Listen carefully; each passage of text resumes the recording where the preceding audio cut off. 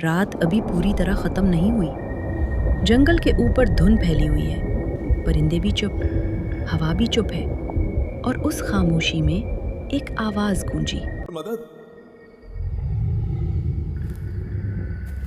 क्या वहां कोई है? आवाज कमजोर थी, डरी हुई थी, और ये आवाज किसी इंसान की नहीं, एक शेर की थी। किसी गांव में एक किसान आकाश रहता था। आकाश एक सादा, रहमदिल, लेकिन हिम्मत वाला और मेहनती इंसान था।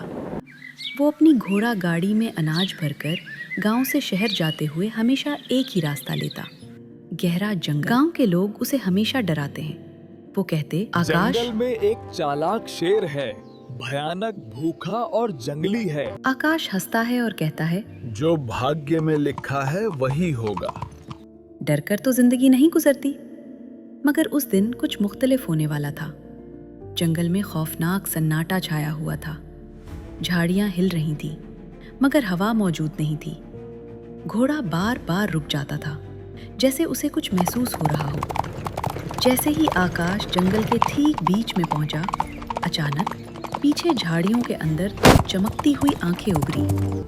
वो आहिस्ता आहिस्ता आकाश का पीछा कर रही थी, खामोश, खतरनाक, मगर अजीब तरह से कमजोर। आकाश को भी महसूस हुआ कि कोई देख रहा है। आकाश घबराकर डरते हुए बोला, कौन है वहां? सामने आओ। उसने जोर जोर से पुकारा। कोई जवाब नहीं आया, मगर झाड़ी एक बार फिर हिली और फिर रुक गई। वो अपनी घोड़ा गाड़ी के साथ आगे बढ़ना शुरू हो गया। जंगल में बीच रास्ते अचानक उसकी घोड़ा गाड़ी का पहिया कीचड़ में बुरी तरह फंस गया। अभी नहीं। गाड़ी झटके से रुक गई। घोड़ा बेचैन होकर हन्नाने लगा। आकाश नीचे उतरा और पहिया खींचने लगा। तभी पीछे से पंजों की चाप सुनाई दी, धीरे, भारी, डराने वाली।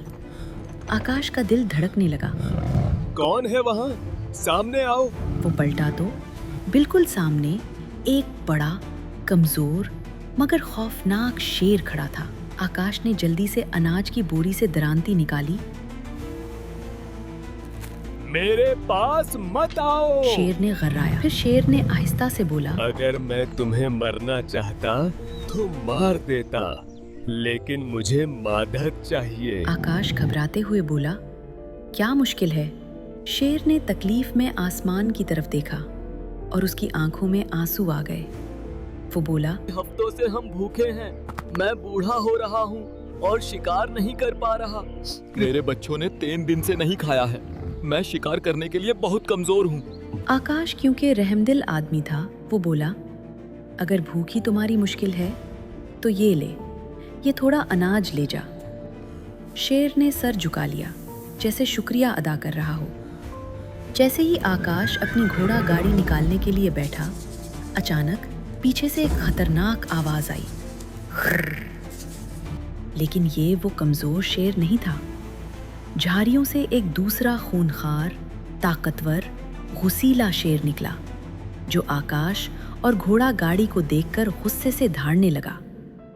पहला कमजोर शेर आकाश के आगे खड़ा हो गया और धाड़ कर बोला, इस किसान पर हमला मत करो। ये एक रक्षक है। इसने मुझे और मेरे शावकों को भूख से बचाया है। जंगल लड़खड़ा गया, दरख्त कांप उठे, हवा एकदम तेज चलने लगी।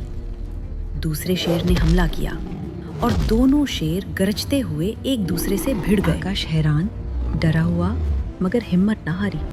उसने जल्दी से घोड़ा गाड़ी वहां से निकाली और दूर हो गया। अगर कमजोर शेर उसके आगे ना आता, आज आकाश शायद जिंदा ना रहता। लड़ाई होने के बाद कमजोर शेर जख्मी हालत में वापस आया, मगर जिंदा था। तुमने मेरी जान बचाई। हाँ, तुमने पहले मेरी बचाई थी। आकाश ने उसे शुक्रगुजार नजरों से देखा। शेर ने कमजोर आवाज में कहा, आज तुमने मुझे खाना नहीं दिया, जिंदगी दी है। जब भी उस जंगल से गुजरो याद रखना, तुम्हारा साया भी कोई छू नहीं पाएगा। आकाश मुस्कुराया। दोस्ती इंसान से हो या जानवर से, दिल से हो तो ताकतवर होती है। वो घोड़ा गाड़ी पर चढ़ा और शहर की तरफ चल दिया। जब भी तुम इस जंगल से गुजरोगे, तुम्हारी रक्षा की जाएगी। जंगल खामोश था, मगर उस खामोशी में दोस्त की हिफाजत की आवाज छुपी हुई थी। प्यारे दोस्तों, हमेशा याद रखना, नेकी हमेशा अपनी जगह वापस आती है, कभी इंसान की शक्ल में और कभी शेर की शक्ल में।